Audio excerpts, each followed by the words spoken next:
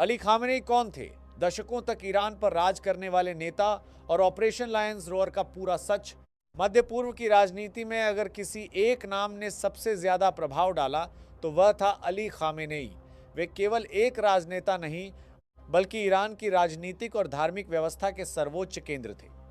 1989 से लेकर 2026 तक उन्होंने ईरान की सत्ता को दिशा दी और देश की घरेलू व विदेश नीति पर निर्णायक प्रभाव डाला।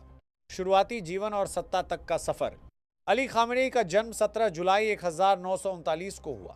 वे 1979 की इस्लामी क्रांति में सक्रिय रहे, जिसने ईरान के शाह को सत्ता से हटाकर एक इस्लामी गणराज्य की स्थापना की। इस क्रांति का नेतृत्व रुहोल्लाह खुमैनी ने किया था। क्रांति के बाद खामेनेई तेजी से सत्ता के केंद्र में पहुंचे। वे 1981 से 1989 तक ईरान के राष्ट्रपति रहे। 1989 में खुमैनी की मृत्यु के बाद उन्हें ईरान का सर्वोच्च नेता सुप्रीम लीडर चुना गया। यही वह पद है जो ईरान की राजनीति में सबसे ऊपर माना जाता है। सर्वोच्च नेता के रूप में शक्तियां। ईरान में सर्वोच्च नेता का पद राष्ट्रपति से भी अधिक शक्तिशाली होता है। सेना और रिवॉल्यूशनरी गार्ड्स पर सीधा नियंत्रण, न्यायपालिका और मीडिया पर प्रभाव, विदेश नीति और परमाणु कार्यक्रम पर अंतिम निर्णय।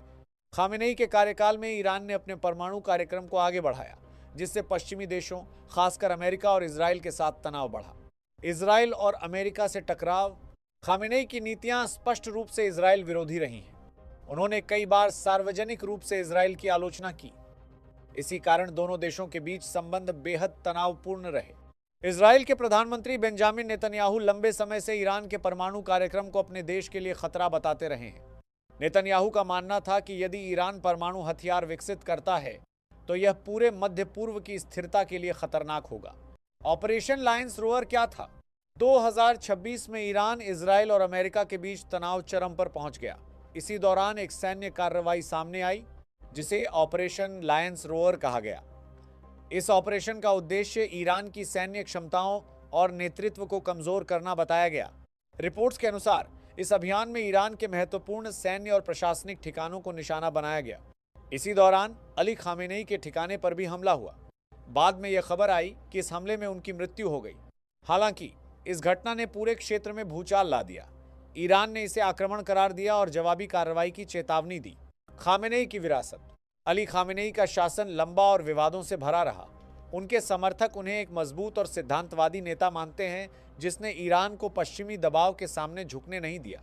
वहीं आलोचक कहते हैं कि उनके शासन में राजनीतिक असहमति को दबाया गया, अभिव्यक्ति की स्वतंत्रता सीमित रही, महिलाओं और युवाओं के आंदोलनों पर कड़ा नियंत्रण रखा गया। फिर भी यह सच है कि उन्होंने ईरान को क्षेत्रीय शक्ति बनाने में महत्वपूर्ण भूमिका निभाई। लेबनान, सीरिया और अन्य देशों में ईरान का प्रभाव बढ़ा, जो उनकी रणनीतिक नीतियों का परिणाम था।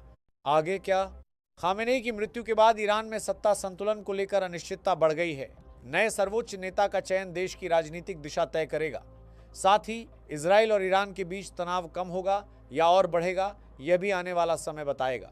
मध्य पूर्व पहले ही अस्थिर क्षेत्र माना जाता है। ऐसे में अली खामेनेई का जाना केवल ईरान के लिए ही नहीं बल्कि वैश्विक राजनीति के लिए भी एक बड़ा मोड़ साबित हो सकता है।